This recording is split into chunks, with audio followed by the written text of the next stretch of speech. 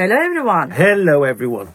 It's nice to be back in the Guildhall School, but in a posher studio this time, isn't it? Oh, yeah, we were not planning to, but that's a very good spontaneous reunion because it's been a while since we could do it. Yes. But now we are back with episode 23 of Talk to the Chip. The Magic 23, and because it's a magic number, we're going to talk about a magic British female composer. Daphne Oram. Daphne Oram, yes, incredibly influential British and female musician, which again is very, very important. She was the first person to be recognized to make this sort of electronic music efforts in the BBC Radiophonic Workshop. Which she founded the Radiophonic. She is the co-founder and the first director of the BBC Radiophonic Workshop. Yeah, there's a piece that she wrote for orchestra and electronics and microphones. The first piece by a British composer to use those forces. So she was so ahead of the game in so many respects. She was. I mean, there is so much to talk about her today. And this is a must-study composer. And today we are going to talk about the 44 tracks featuring her wide range of works. Yeah, it's a double CD set called Oramics, 1958 to 1977. And the date of 1958 as the starting point is really significant because that's the year that she left the BBC. So essentially she started at the BBC when she was like 18 years old. Very young. Yeah, and she started working, this was during the war, during the Second World War, and her job was to play records of the same piece of music during orchestral performances. So if there was a bomb hitting the place, they could go to the recording rather than... Wow. So it was like tough times. So yeah, when it comes to electronic music history, it's been mentioned many times that women didn't get enough recognition up until recently. Yeah. And those people also include Daphne Oram and Delia Derbyshire, both of whom were active in BBC Radiophonic Workshop. And when it comes to this, one of the things to remind is the reason they were able to work in the studio was exactly about the war, because the studios were not employing women at all. Yeah. But men were fighting for the Second World War, and that's why they could work there. And here is someone who was alive between two wars. And she was not only a composer, she literally, as you mentioned at the very beginning, she literally designed and set up the whole BBC Radiophonic Workshop. Yes, it's quite an incredible thing she did. But, weirdly enough, once she'd made this enormous step, within 6 months she resigned. And she sent her resignation letter to the Director General of the BBC, and she was off. And that's what this collection of recordings is all about, is her work as an independent artist. Yeah, all tracks are from the post-BBC era, from 1958 till 1977, and this was recorded in her home studio. Yeah. So this is independent from that, because it turns out what she wanted to do was beyond what they were asking in the Radiophonic Workshop. Well, that was one of the things. But at the end of her time at the BBC was 1958, which was also when Varese and Xenakis and Le Corbusier Poème Electronique Pavilion was in Brussels at the Brussels Expo. 1958. Exactly, and the BBC sent Daphne Oram over there, and there was performances with pieces by Stockhausen and Pierre Schaeffer. And what was interesting, that this was her exposure really to that whole world, even though she was in some ways more advanced, in at least in technical terms. But she wrote she had to kind of write a report to the BBC about her experiences over there. Yeah, she got to visit Pierre Schaeffer's and the RTF GRM and the RTF studios as well. Yeah. And but she said in the letter to the BBC that her that the style from the European style was very different, because in Britain, the use of electronic music or radiophonic music was always applied. It was in relation to radio plays, or for sound effects, or for basically for Foley and for sound and for atmospheres in plays and in film.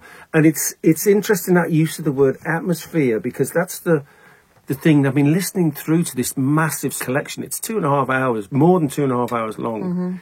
It's the what she's brilliant at is creating these atmospheres. You know, there's this sort of often very dark kind of atmospheric spaces that the sound exists in.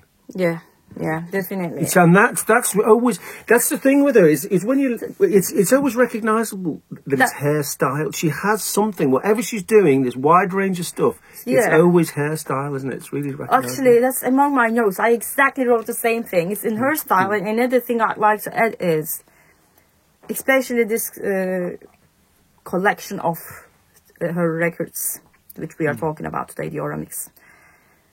You can see examples, example setting quality work for all sorts of works important for electronic music history. The ones that we've been discussing up until this episode, but also the 80s ones. So you can see the music concrete approaches, but you can also see like effects based, like feedback and delay based techniques, use of space, etc. You see all sorts of examples, but in each and every one of them, it's very unique. And you can also hear some musical elements, but also some non-musical elements, very dark ambient elements, and the silence points or quietness, dynamic range, frequency range, etc. In all of them, there are like very good examples that you would easily associate with that, like encompassing all sorts of techniques we discuss in all of these works. And it is said that some of these works were actually like she was intending to submit them for 2001 Space Odyssey. Don't know the full extent or how many of them she was going to, but then that didn't work out in the end. But what you see is you can hear like a dreamy like field recordings or like the storytelling and so. That's the interesting thing, is that some of the pieces in this collection, it's a wide range of uses of music, you know. So some of them are just for advertising. Some of them are sound effects for plays and TV and films. And some of them are standalone pieces in their own right, which give them this massive wide range, and I think that wide range is also very English. It's very British. You know, there's because I kept thinking with this, especially with the sound world of this in the period, I kept thinking a lot about Joe Meek, this British producer from the early 60s, who produced. Well, he was very important technically because he came up with a few techniques in music recording, particularly compressors and EQs. And he produced Telstar and some of these. It's all popular music. But it's very much using this much more advanced sound world. And it's a similar sort of character where you recognise the style almost despite the content. Yeah. You know? That's a very good point. And this is also there is also the aspect of being an inventor. For graphic scores, obviously, or a mix machine. That's one of the things we'll talk about today. But the whole collection is it contains 400 tapes that were explored right after her death in 2003. And sadly, again, this is someone who never got the recognition that she deserved during her lifetime. However, today we have got like a much more like a bigger focus that embraces her, even with concepts like Aurum Awards, although I'm not a very big fan of this kind of competitive award focus. I've been nominated for it, didn't win, but... Next time, I've never been nominated for anything. It's only for women. It's only for women. This one. Well, there you go. But my point is, there's finally some recognition. But I hope that recognition is also done in a way without disrespecting her legacy. Do you know what I mean? Like, because when it comes to this awarding, there is the concept of competition, obviously, but like, well, what would she have liked? What would be her choice? Well, it's interesting that she has kind of become, in some ways, a feminist icon in music. But when you read her own writings, her own material, there's very little reference to the fact that she's a woman herself. Yeah. You know, she has never made a deal out of it. You don't get the sense that there's any bitterness or sense of unfulfillment. Actually, there is an excerpt also in this YouTube video. Like, there's this contrast. I've been showing that video to my students when I talk about pioneering women in electronic music. And it's the BBC excerpt where Daphne Oram gets a visit. And then when you see the house, it's in a tiny town in Kent, and she looks like an old English lady who's about to make you a cup of tea, and you're going to sit down for a cup of tea, but then she suddenly shows her eccentric invention and graphic score instrument. And she's very low-key about that, I can see.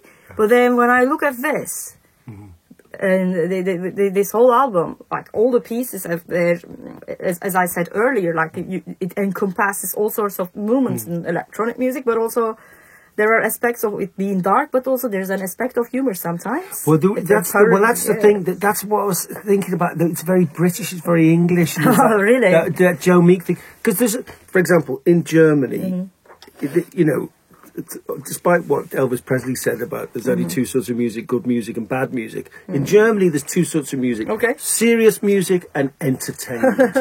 Okay. Or religious or secular, you know. Well, yeah. Earlier This is like deep into the kind of mindset of European music. And it has an effect on the funding. It's actually really defined in law. That there is serious music and there is entertainment. And that's something we just don't have here. Yeah. You know, so there are no gags in Stockhausen. There's no gags in Pierre Schaeffer. No, exactly. You know, and that's why, like, after her studio visit, after, you know, what you were talking about earlier, she finds out that their music is very electroacoustic, obviously, and she wanted to go more like musical and accessible with those things, but even in that sense it is quite like experimental, and you can see a very good composer's mind in the kind of shape. Well, you can hear it. Of sounds. Yeah, you can hear that there's real composer's skill going on. I mean, even with stuff that's on in the more there's the music she did for an advert, for a TV advert, or maybe a radio advert that's on this collection called Tumble Wash. Yes. Oh, yeah, that one with the...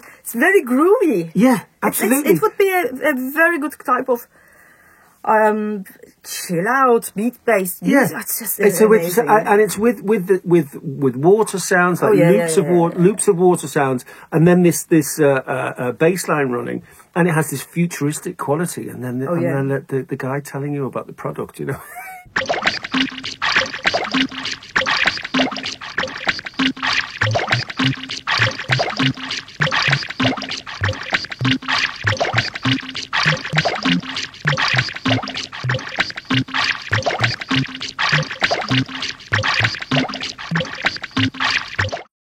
Quite bizarre. Yeah, it's so funny. Like there's that aspect, and also there's a whole piece of the cat purring. Yes, and when I look at that sort of music, like the percussion, there's this percussive effect where she was exploring objects in the house. Yes, well, that's interesting, isn't it? Because the range of sounds. Yeah. You know, it's like pianos, cymbals, percussion. Yeah. And then everything from the Oramix machine. I mean, maybe we should talk a little bit about this wonderful machine. Let's talk about that. I mean, it was being exhibited in Science Museum in London, but it's no longer accessible.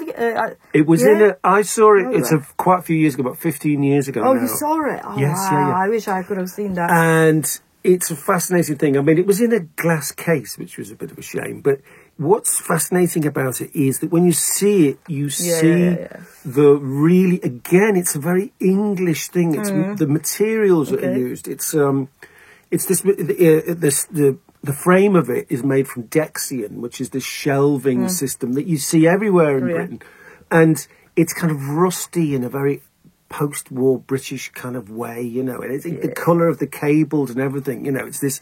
old British technology, and very rickety, looks very wobbly, but incredibly complex. I mean, it's essentially very, very similar in concept to the Russian ANS synthesizer. Oh, actually, that makes sense, because this is like again, there is the optic electronic aspect of it.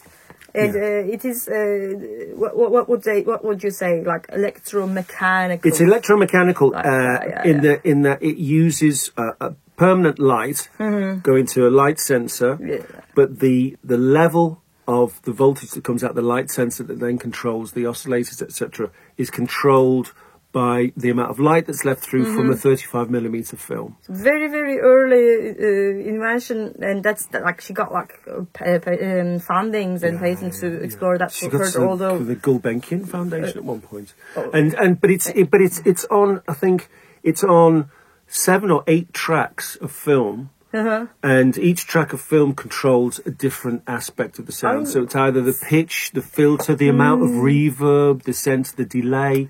All this kind of stuff is controlled by drawing images onto 35mm film. So then we can call this Auramix synthesis. Yeah, absolutely. Also, you know, in some aspect, because of that, there is also a time-oriented sequencing approach. And if you consider it in that sense, it has some similarities with the modern MIDI sequencers or digital audio workstations, right? Yeah, absolutely, because it's so of that sort of thing, right? Because it's so visual. And on this collection, track number 6, Contrasts Eskonic, is the first piece that she did, that she released or made public, that was made using the Auramix machine. So when I look at that track, I've been repeating this, right, with the moments of electronic music. So what does this one encompass? I think what I see is I can see surrealist kind of notation, but also in this one, remember the intro of Poème électronique that we talked about, which is a very important piece of electronic music. You can hear that kind of a compositional approach in this one, which is which you said is the very first composition with the Auramix machine.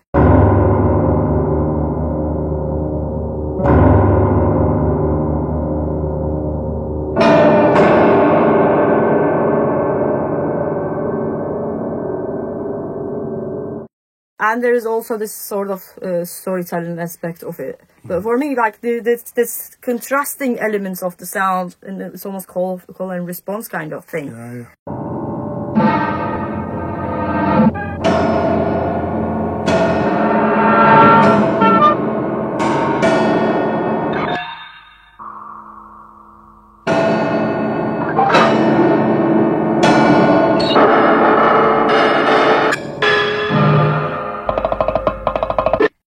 It would have been very good to see that in action. I've tried to imagine how the light and how the drawing works in that sense. Trying to picture that, but this one has that sort of nature. But it's also very composed, isn't it? In every sense of the word, and it would easily be up there with the works from from Pierre Schaeffer's studio or from Cologne. Maybe not so much Cologne, because it's much more about recordings. There's a lot of recordings of piano in there. Yeah, because there is a lot of blending going on with those sort of existing instruments, and also let's think about Kontakt.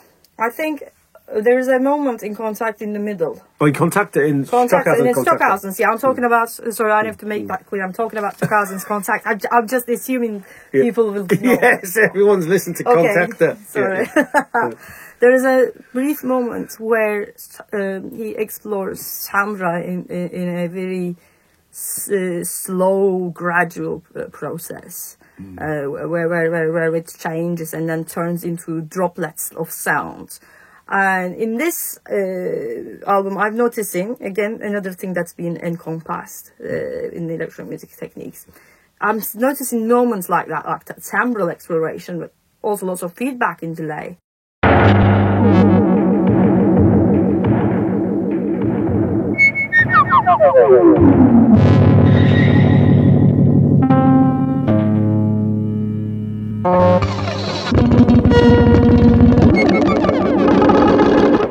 And then there's the very good blend with the existing instruments like piano again.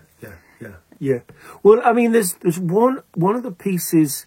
Yes, Brociliande or Brociliande, or I wouldn't know how to pronounce that. Oh, that's a very eerie piece. I can't pronounce. Very eerie, and it's like 10 minutes long. And that's another thing. None of them are longer than the longest is about 15 minutes. I mean, some of these are also just excerpts, also like the studio etudes, or the one that's like Rockets in Ursa Major. They have like various parts and sections and excerpts. But this is quite a long one. This is like 10 minutes. And this seems to be like a real a deep dive into cymbal sounds. So it's based, it's musique concrète, all about cymbal sounds to start with.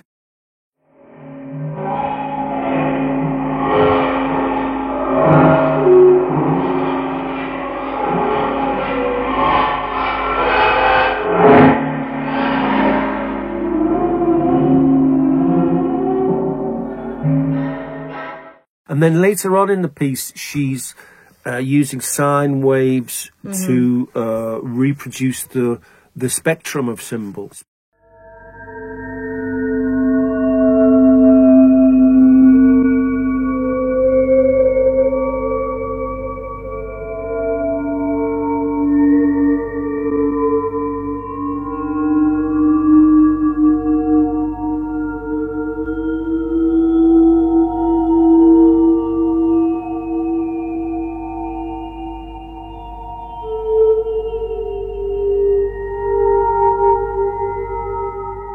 It's very scholarly, kind of clever thing, you know. And when you're listening to it, you don't notice that it's gone from concrete sounds to sine waves. It's really natural sort of progression. Also, definitely like these properties of sound, of dynamics and timbre being like presented like a palette, like a nice painting with gradual transitions. And also that particular piece, which I can't pronounce, the BR one. Brociliande or Brociliande? I must admit, shall I look it up? I know, like, but my point is, like, you were talking about this unique aspect, right? Yeah. In this one, this is an eerie piece, but there's also something very unique and, how to say, like a fairy tale, like a storytelling in this piece. I have to stop you. You said fairy tale. Okay. Brociliande, earlier known as Brescialianto Bresciali, is a legendary enchanted forest. I swear I didn't know that. That had a reputation in the medieval European imagination as a place of magic and mystery. But you see how successful this composition was then, because I didn't even know the meaning of it. That's exactly the things that the feelings it evoked on me.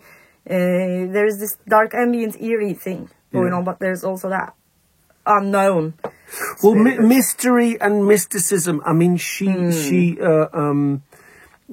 left the BBC to set herself up as an independent composer. And of course, as it is today, anyone who calls themselves a composer usually has at least 7 other jobs to try, to try and survive. So she was giving lots of lectures, doing educational stuff, and of course all the compositional stuff for commercial purposes. But she was did a lot of research into the actual nature of acoustics on the human brain. She referred to that as mystical auramics. Mystical auramics. Yes, so she had this idea that there was a kind of mystical extension, that all this understanding of the physics of sound and how we understand sound and the effect sound has on us has a kind of mystical aspect to it. Oh wow, amazing. I mean, we can definitely hear it in this piece. And I think in a lot of her pieces you can, and I think that's sort of this overbearing atmosphere that's in all her stuff has this sort of mystical quality to it. Yeah. As this is episode 23, and this is such an enormous and influential composer that we're talking about, this is just the end of part 1, and we'll be back with part 2 in episode 24. Yes. With Daphne Oram once again.